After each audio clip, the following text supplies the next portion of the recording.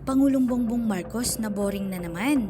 Sabi ng karamihan, puro papogi at pangiwi-ngiwi lang. May iba pa nga dyan, pinapababa siya sa pwesto dahil wala naman daw siyang magagawa.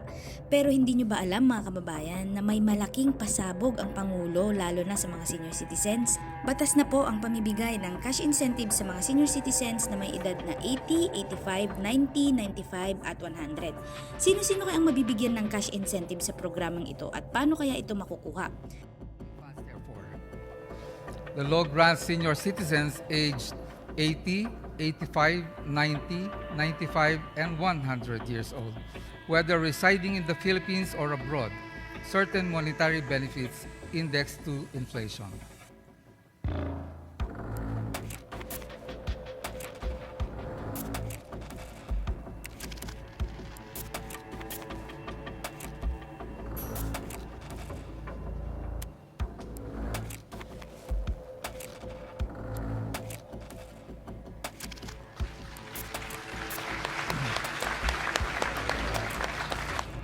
Samantala, sa usaping Build Better More naman, isang world-class access road na naman ang nabuksan under Pbbm administration. Mga basher si Pbbm siguradong iiyak na naman dito.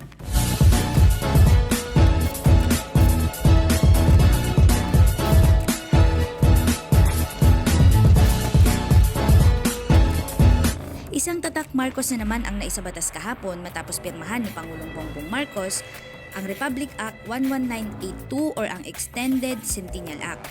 Ito ay batas upang magbigay ng dagdag benepisyo para sa ating mga senior citizens na may edad 80, 85, 90, 95 at 100. Matatanda ang merong naunang naisabatas na Centennial Act of 2016. Ito ay batas para sa karagdagang benepisyo para sa mga Pilipinong centenarians o may edad na 100.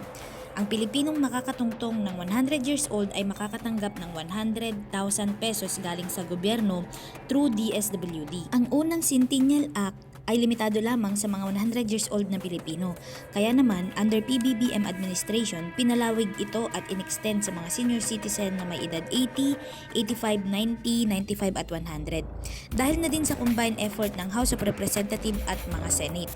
Malambot ang puso ni Pbbm sa mga senior citizens kaya naman hindi na siya nagdalawang isip na pirmahan ang Republic Act na ito. Special thanks kay Senator Bong Revilla na siya ang principal author ng batas. Tumutok lamang po sa official page ng DSWD para sa proseso ng pag-claim ng nasabing cash incentive program. Our products. The expansion of the coverage of the Centenarians Act is a homage to the Filipino trait of compassion, and in our culture, none are showered with more kind and loving care than our elderly. Under the new law, Filipinos, upon reaching the age of 80, shall receive a cash gift of 10,000 pesos in every 5 years thereafter. And upon reaching the age of 85, 90, and until 95.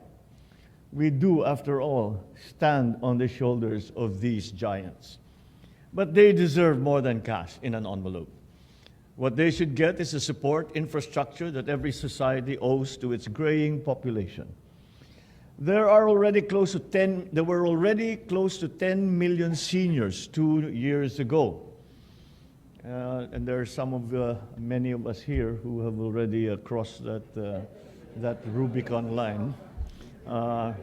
That's why we might be suspected of having passed this bill for ourselves in preparation for our dotage. But as this demographic enlarges, the societal facilities that attend to them should be expanded as well. When we think of the future, it is not just about, as Hubert Humphrey once said, those who are in the dawn of life, our children, but also those in the twilight of life, our elderly. So I would like to congratulate the House and the Senate for the laws that we have enacted here today.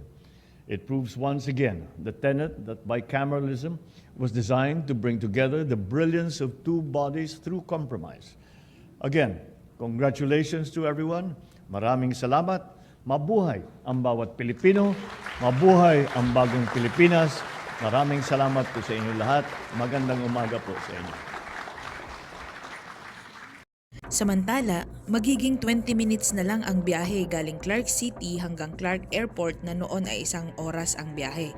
Dahil kamakailan lang ay pinastinayahan ni Pangulong Bongbong Marcos ang 20-kilometer na pagbubukas ng Clark Airport to New Clark City Access Road o ang ANAR Access Road.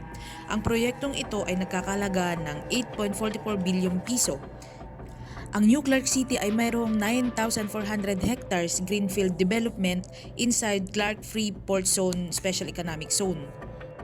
Layunin ng proyektong ito na lalong pausbungin pa ang economic growth at masolusyonan ang problema sa trapiko sa Central at Northern Luzon. This Clark International Airport to New Clark City Access Road, or ANAR, is a key component in boosting the Clark metropolis as an investment and tourism destination. It is a part of a larger package of Build Better More activities. It aims to enlarge Clark's profile in the global investment map. Projects such as this all convey one message to prospective investors. It conveys the message that we are committed to building world-class infrastructure that can host a business in a high-growth area. The government is ready to provide adequate infrastructure and facilities to ensure the growth of their future investments. For example, the modernization of the Clark International Airport has now taken off. The construction of a rail link to Metro Manila is proceeding at full speed. At alam nyo rin lahat na hindi lang pang negosyo, hindi lang pang turismo, pang sports pa ang Clark dahil we are also building a Clark's physical capital. We are upskilling the required human capital that will run businesses and will drive prosperity. Clark can now host a wide range of economic activities including innovation labs, creative workshops, manufacturing concerns, leisure complexes, and a cyber corridor. If food happens to be the concern, then Clark is in the heartland of an agricultural powerhouse, not to mention the powerful draw and the seductive aroma of Kapampangan cuisine. In short, the Clark metropolis has what it takes to be a mecca for tourists, a magnet of investments, and a market of goods and services.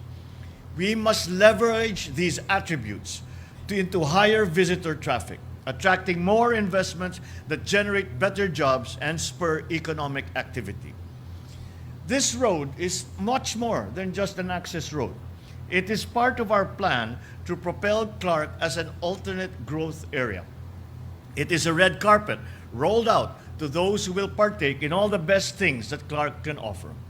It shows the path forward of building better more, so we will never lose our competitive advantage because unlocking the full potential of Clark is a continuing task. So I ask you and the BCDA to ensure the completion of the remaining works for this 20-kilometer highway. Once fully operational, I understand that you will open it tomorrow.